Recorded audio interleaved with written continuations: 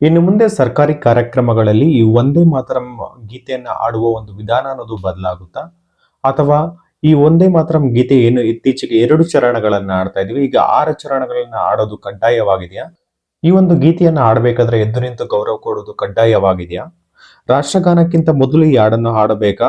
2026ರಲ್ಲಿ ಕೇಂದ್ರ ಸರ್ಕಾರ ಹೊರಡಿಸಿರ್ತಕ್ಕಂತಹ ಹೊಸ ಮಾರ್ಗಸೂಚಿಯಲ್ಲಿ ಏನೆಲ್ಲ ಅಂಶಗಳನ್ನ ಹೊರಡಿಸಿದ್ದಾರೆ ಅಂಡ್ ಏನೆಲ್ಲ ಸೂಚನೆಗಳನ್ನ ಕೊಟ್ಟಿದ್ದಾರೆ, ಈ ಒಂದು ಗೀತೆಯನ್ನು ಆಡಬೇಕಾದ್ರೆ ಏನೆಲ್ಲ ಕಾನೂನು ಕ್ರಮಗಳನ್ನ ಪಾಲಿಸಬೇಕಾಗುತ್ತೆ, ಯಾವಾಗ ಇದಕ್ಕೆ ಎದ್ದು ನಿಂತು ಅಟೆನ್ಷನ್ ಅನ್ನ ಕೊಡಬೇಕಾಗುತ್ತೆ ಅನ್ನೋದ್ರ ಬಗ್ಗೆ ಈ ವಿಡಿಯೋದಲ್ಲಿ ಕಂಪ್ಲೀಟ್ ಆಗಿ ತಿಳಿಸೋ ಪ್ರಯತ್ನ ಮಾಡ್ತೀನಿ. ಅದಕ್ಕೋಸ್ಕರ ವಿಡಿಯೋನ ಸ್ಕಿಪ್ ಮಾಡಬೇಕು ಅನ್ನೋ ತನಕ ನೋಡಿ ಅಂತ ರಿಕ್ವೆಸ್ಟ್ ಮಾಡ್ಕೊಳ್ತಾ ಬನ್ನಿ ವಿಡಿಯೋನ ಸ್ಟಾರ್ಟ್ ಮಾಡೋಣ.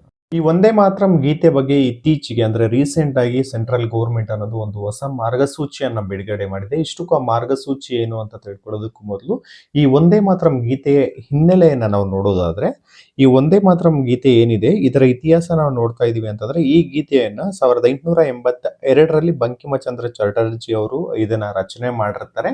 ಅಂಡ್ ಅವರದೇ ಆದಂತಹ ಒಂದು ಕಾದಂಬರಿಯಾದಂತಹ ಆನಂದ ಮಠ ಅದರಲ್ಲಿ ಇದನ್ನ ಮೊದಲ ಬಾರಿಗೆ ಪ್ರಕಟವನ್ನ ಕೂಡ ಮಾಡಿರ್ತಾರೆ. ಇನ್ನು ಸ್ವತಂತ್ರ ಹೋರಾಟದ ಸಂದರ್ಭಗಳಲ್ಲಿ ನಾವು ನೋಡೋದಾದ್ರೆ, ಈ ಒಂದು ಗೀತೆ ಏನು ವಂದೇ ಮಾತರಂ ಗೀತೆ ಏನಿತ್ತು, ಇದು ಕ್ರಾಂತಿಕಾರರಿಗೆ ಒಂದು ಪ್ರೇರಣೆಯಾಗಿ ಕೆಲಸ ಮಾಡುತ್ತಂತಾನೆ ಹೇಳ್ಬೋದು. ಅಂಡ್ 1950ರಲ್ಲಿ ಭಾರತ ಸಂವಿಧಾನ ಸಭೆ ಮೊದಲ 2 ಚರಣಗಳನ್ನ ರಾಷ್ಟ್ರೀಯ ಗೀತೆಯಾಗಿ ಅಂಗೀಕರಿಸಿತು ಅನ್ನೋದು ಕೂಡ ನಾವು ಗಮನಿಸಬಹುದು. ಇದು ಒಂದು ರಾಷ್ಟ್ರೀಯ ಗೀತೆ ಆದ್ರೆ ಜನಗಣಮನ ಏನು ಅನ್ನೋದ್ರ ಬಗ್ಗೆ ನಿಮ್ಗೊಂದು ಡೌಟ್ ಕೂಡ ಬರ್ಬೋದು. ಈ ಜನಗಣಮನ ಅನ್ನೋದೇನಿದೆ ಅದು ರಾಷ್ಟ್ರಗಾನ, ಇದು ವಂದೇ ಮಾತರಂ ಏನಿದೆ ಇದು ರಾಷ್ಟ್ರೀಯ ಗೀತೆ. ಇದು ಇವೆರಡಕ್ಕೆ ಇರತಕ್ಕಂಥ ಸ್ಮಾಲ್ ಡಿಫರೆನ್ಸ್. 2026ರಲ್ಲಿ ಕೇಂದ್ರ ಗೃಹ ಸಚಿವಾಲಯ ಈ ವಂದೇ ಮಾತರಂ ಗೀತೆಯ ಬಗ್ಗೆ ಒಂದು ಸರ್ಕ್ಯುಲರ್ ಅನ್ನ ಏನು ಹೊರಡಿಸಿದೆ ಅಂತಾನೆ ಹೇಳ್ಬೋದು. ಇನ್ನು ಅದ್ರ ಪ್ರಕಾರ ಅದರಲ್ಲಿ ಏನ್ ಡೀಟೇಲ್ಸ್ ಅನ್ನ ಮೆನ್ಷನ್ ಮಾಡಿದ್ರೆ ಅಂತ ಒಂದೊಂದೇ ನಾವು ನೋಡಕ್ ಹೋಗೋದಾದ್ರೆ, ಈ ಒಂದು ಅಧಿಕೃತ ಆವೃತ್ತಿಯ ಪ್ರಕಾರ 6 ಚರಣಗಳನ್ನ ಇನ್ನು ಮುಂದೆ ಸರ್ಕಾರಿ ಕಾರ್ಯಕ್ರಮಗಳಲ್ಲಿ ಒಂದೇ ಮಾತರಂ ಪೂರ್ಣ 6 ಚರಣಗಳೊಂದಿಗೆ ಆಡಬೇಕು ಮತ್ತು ಈ ಮಾರ್ಗಸೂಚಿಯಲ್ಲಿ ಅವರು ಮೆನ್ಷನ್ ಅನ್ನ ಮಾಡಿದ್ದಾರೆ. ಅಂಡ್ ಇದಕ್ಕೊಂದು ಟೈಮ್ ಅನ್ನ ಕೂಡ ನಿಗದಿ ಮಾಡಿದ್ದಾರೆ ಈ ಗೀತೆಯನ್ನ ಆಡೋದಕ್ಕೆ. ಏನಕ್ಕಂತಂದ್ರೆ ಏನು ರಾಷ್ಟ್ರೀಯ ಗಾನ ಏನಿದೆ 48ರಿಂದ 52 ಸೆಕೆಂಡ್ಗಳ ಒಳಗಡೆ ಆದ ರೀತಿ, ಅದೇ ರೀತಿ ಈ ವಂದೇ ಮಾತರಂ ಗೀತೆ ಆಡೋದಕ್ಕೂ ಕೂಡ 3 ನಿಮಿಷ 10 ಸೆಕೆಂಡ್ಗಳ ಕಾಲ ಒಂದು ಟೈಮ್ ಅನ್ನ ಕೂಡ ನಿಗದಿ ಮಾಡಿದ್ದಾರೆ. ಇನ್ನು ಯಾವ ಸಂದರ್ಭಗಳಲ್ಲಿ ಈ ವಂದೇ ಮಾತರಂ ಗೀತೆಯನ್ನು ಕಡ್ಡಾಯವಾಗಿ ಹಾಡಬೇಕು ಅಥವಾ ಇದನ್ನ ಮಾರ್ಗಸೂಚಿಯನ್ನ ಪಾಲಿಸಬೇಕು ಅಂತ ನಾವು ಒಂದೊಂದೇ ನೋಡೋದಾದ್ರೆ, ಅಂಡ್ ಇದು ಬಂದ್ಬಿಟ್ಟು ಧ್ವಜಾರೋಹಣ ಕಾರ್ಯಕ್ರಮದಲ್ಲಿ ಆಗಿರ್ಬೋದು, ಅಥವಾ ರಾಷ್ಟ್ರಪತಿಯವರ ಆಗಮನ ಅಥವಾ ನಿರ್ಗಮನ ಸಂದರ್ಭಗಳಲ್ಲಿ, ರಾಷ್ಟ್ರಪಾಲರ ಒಂದು ಕಾರ್ಯಕ್ರಮಗಳಲ್ಲಿ, ಅಥವಾ ಪದ್ಮ ಪ್ರಶಸ್ತಿ ಏನು ಸಮಾರಂಭಗಳಿರ್ತವೆ, ಗೌರ್ಮೆಂಟ್ ಫಂಕ್ಷನ್ಸ್ ಏನಿರ್ತವೆ ಅಲ್ಲಾಗಿರ್ಬೋದು, ಅಥವಾ ಸರ್ಕಾರಿ ಅಧಿಕೃತ ಸಮಾರಂಭಗಳು ಅಥವಾ ಸಭೆಗಳಲ್ಲಾಗಿರ್ಬೋದು, ಮತ್ತೆ ಶಾಲಾ ಕಾರ್ಯಕ್ರಮಗಳಲ್ಲಾಗಿರ್ಬೋದು, ಸಮೂಹ ಗಾನ ಈ ರೀತಿ. ಮತ್ತೆ ಇದನ್ನ ಫಾರ್ ಎಕ್ಸಾಂಪಲ್ ಹೇಳ್ಬೇಕು ಅಂತಂದ್ರೆ, ಈಗ ಒಂದು ರಾಷ್ಟ್ರ ಗಾನವೂ ಆಡ್ಬೇಕಾಗುತ್ತೆ, ಇದು ರಾಷ್ಟ್ರಗೀತೆಯನ್ನು ಆಡ್ಬೇಕನ್ನೋ ಸಂದರ್ಭ ಬಂದಾಗ ಅಂತಂದ್ರೆ, ಈಗ ಜನಗಣಮನವನ್ನು ಆಡ್ಬೇಕಾಗಿರ್ತದೆ, ಅದೇ ರೀತಿ ಇದೊಂದು ವಂದೇ ಮಾತರಂ ಅನ್ನು ಕೂಡ ಆಡ್ಬೇಕಾಗುತ್ತೆ. ಈ ಸಂದರ್ಭದಲ್ಲಿ ಯಾವುದಕ್ಕೆ ಫಸ್ಟ್ ಆಡ್ಬೇಕು, ಯಾವ್ದನ್ನ ನಂತರ ಆಡ್ಬೇಕು ಅನ್ನೋದ್ರ ಬಗ್ಗೆ ಕೂಡ ಈ ಒಂದು ಸರ್ಕ್ಯುಲರ್ ಅಲ್ಲಿ ಒಂದು ಕ್ಲಾರಿಟಿಯನ್ನ ಕೂಡ ಕೊಟ್ಟಿದ್ದಾರೆ. ಅಂಡ್ ಅದರಲ್ಲಿ ಹೇಳೋ ಪ್ರಕಾರ ಮೊದಲು ವಂದೇ ಮಾತರಂ ಗೀತೆಯನ್ನ ಆಡ್ಬೇಕು, ನಂತರ ಈ ರಾಷ್ಟ್ರಗಾನ ಏನ್ ಜನಗಣಮನ ಏನಿದೆ ಅದನ್ನ ಕ್ರಮವಾಗಿ ಪಾಲಿಸಬೇಕಂತ ಕೂಡ ಆ ಸರ್ಕ್ಯುಲರ್ ಅಲ್ಲಿ ಮೆನ್ಷನ್ ಮಾಡಿದ್ದಾರೆ ಅಂತಾನೆ ಹೇಳ್ಬೇಕು. ಅಂಡ್ ಇನ್ನೊಂದು ವಿಚಾರ ಏನಪ್ಪಾ ಅಂತಂದ್ರೆ, ಎದ್ದು ನಿಂತಿದ್ದಕ್ಕೆ ಗೌರವನ ಸಲ್ಲಿಸಬೇಕು. ಈಗೇನು ರಾಷ್ಟ್ರ ಗಾನ ಏನಿದೆ ಜನಗಣಮನ, ಅದಕ್ಕೆ ಯಾವ ರೀತಿ ಗೌರವನ ಕೊಡ್ತೇವೆ ಅದೇ ರೀತಿ ಈ ಒಂದು ಏನು ಹಾಡನ್ನ ಹಾಡ್ಬೇಕಾದ್ರೆ, ರಾಷ್ಟ್ರಗೀತೆಯನ್ನ ಆಡ್ಬೇಕಾದ್ರೆ ಇದಕ್ಕೂ ಕೂಡ ಎದ್ದು ನಿಂತು ಇದಕ್ಕೆ ಗೌರವನ ಸಲ್ಲಿಸಬೇಕು ಅಂತ ಕೂಡ ಹೇಳಿದ್ದಾರೆ.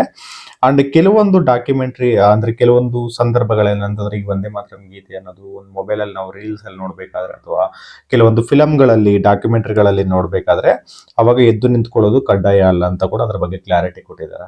ಈಗ ಶಾಲೆಗಳಲ್ಲಿ ಮಾರ್ನಿಂಗ್ ಏನು ಪ್ರೇಯರ್ ಮಾಡ್ತೀವಲ್ಲ, ಏನು ಪ್ರಾರ್ಥನೆ ಮಾಡ್ತೀವಿ, ನಮ್ಮ ನಾಡಗೀತೆ ಆಗಿರ್ಬೋದು, ರಾಷ್ಟ್ರಗಾನ ಆಡೋದು ಏನಿರ್ತೇವೆ ಆ ಒಂದು ಸಂದರ್ಭಗಳಲ್ಲಿ ಇದಕ್ಕೂ ಒಂದು ಹೊತ್ತನ್ನು ಕೊಡ್ಬೇಕಂತ ಈ ಮಾರ್ಗಸೂಚಿಯಲ್ಲಿ ಕೂಡ ಸೂಚನೆಯನ್ನು ನೀಡಿದ್ದಾರೆ ಅಂತ ಹೇಳಬೇಕು.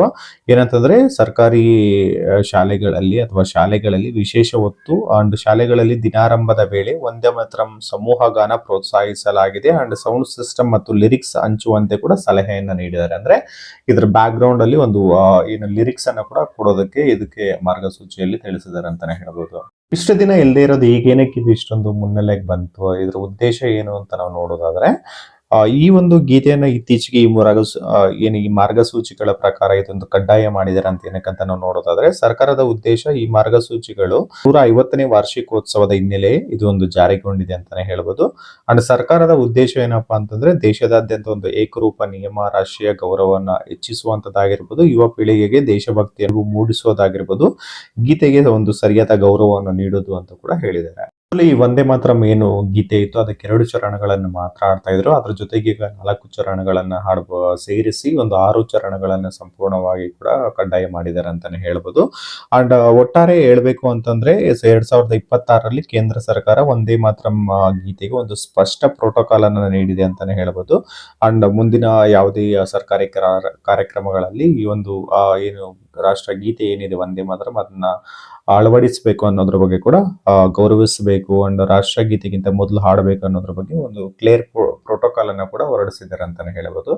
ಇದಿಷ್ಟು ಏನು ರಾಷ್ಟ್ರಗೀತೆ ಅಥವಾ ವಂದೇ ಮಾತರಂ ಗೀತೆ ಬಗ್ಗೆ ಇತ್ತೀಚೆಗೆ ಒಂದು ಸರ್ಕ್ಯುಲರ್ ಏನು ಬಿಡುಗಡೆ ಆಗಿತ್ತು ಕೇಂದ್ರ ಸರ್ಕಾರದ ಗೃಹ ಸಚಿವಾಲಯದಿಂದ, ಅದರ ಬಗ್ಗೆ ತಿಳಿಸೋದ್ರ ಮಾಹಿತಿ ಆಗಿತ್ತು. ಈ ವಿಡಿಯೋ ನಿಮ್ಗೆ ಏನಾದರೂ ಇಷ್ಟ ಆಗಿದ್ರೆ ಒಂದು ಲೈಕ್ ಮಾಡಿ, ನಿಮ್ಮ ಸ್ನೇಹಿತರಿಗೆ ಶೇರ್ ಮಾಡಿ. ಇಂತಹ ಮತ್ತಷ್ಟು ಇಂಟ್ರೆಸ್ಟಿಂಗ್ ವಿಚಾರಗಳಿಗೋಸ್ಕರ ಕ್ರಿಯೇಟಿವ್ ಕೋದಂಡ ಯೂಟ್ಯೂಬ್ ಚಾನಲ್ಗೆ ಸಬ್ಸ್ಕ್ರೈಬ್ ಮಾಡ್ಕೊಳ್ಳಿ. ಧನ್ಯವಾದಗಳು ಸ್ನೇಹಿತರೆ.